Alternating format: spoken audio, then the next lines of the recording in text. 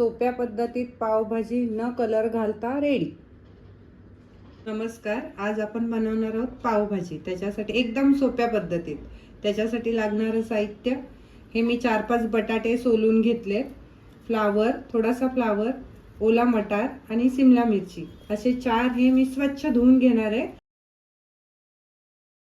त्याच्यात थोडं पाणी घातले, हळद घातली आणि अख्खं जिरं घालते आणि ह्याला 1 शिट्टी द्यायची आणि 5 मिनिटं बारीक गॅसवर ठेवायचं।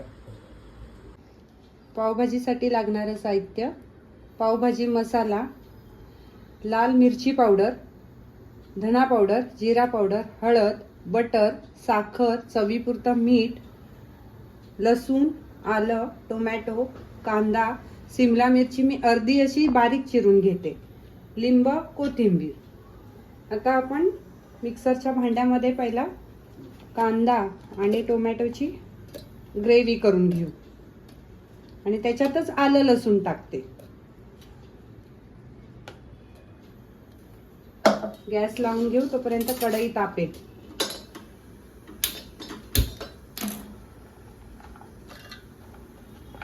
मिक्सर मध्ये बारीक वाटून घेते। आता तेल टाकते आणि तेल तापलं की त्याच्यात जिरं टाकायचंय आणि छान नॅचरल रंग येतो, काही रंग वगैरे टाकायची गरज नाही। पाहिजे तर तुम्ही बीट वाटताना थोडा बीट टाका।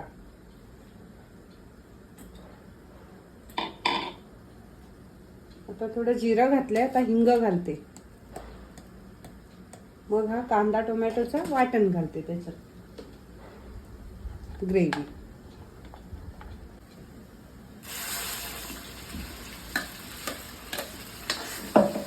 हे छान परतून घ्यायचंय, जरा तेल सुटेस तोपर्यंत परतून घ्यायचंय।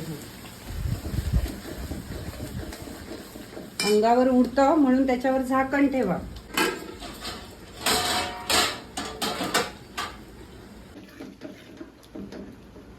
छान मसाला परतून झालाय। आता आपण त्याच्यात शिमला मिरची टाकूया, कापून ठेवलेली। मीठ घालते,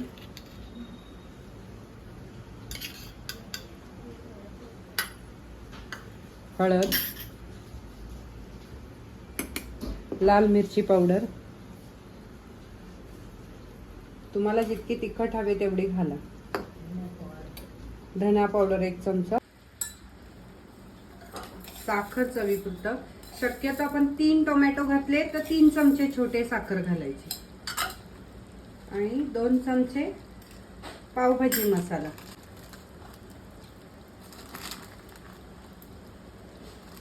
आता हे सगळं मिक्स करून घ्यायचं चांगलं।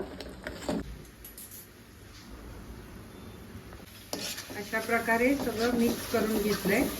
आता आपण ह्याच्यात बटाटे, मटार उकडलेलं सगळं स्मॅश करून टाकूया। हे कुकरला लावलेलं स्मॅचरनी एकजीव करून घ्यायचं। सोपी आहे, अगदी अर्ध्या तासात होते। असं स्मॅश करून घ्यायचं चांगलं आणि मग ते आपण मसाला बनवलाय त्याच्यात घालायचा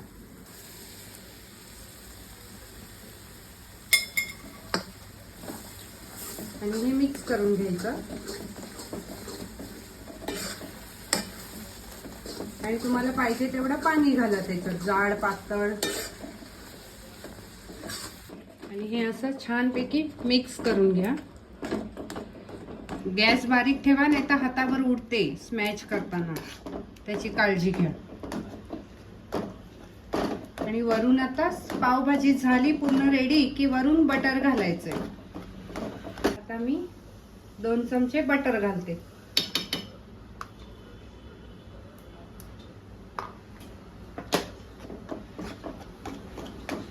वरून थोडी कोथिंबीर घालते,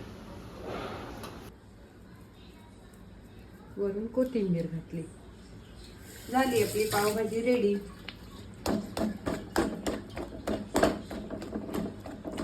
अशा प्रकारे आपली सोप्या पद्धतीत पावभाजी न कलर घालता रेडी।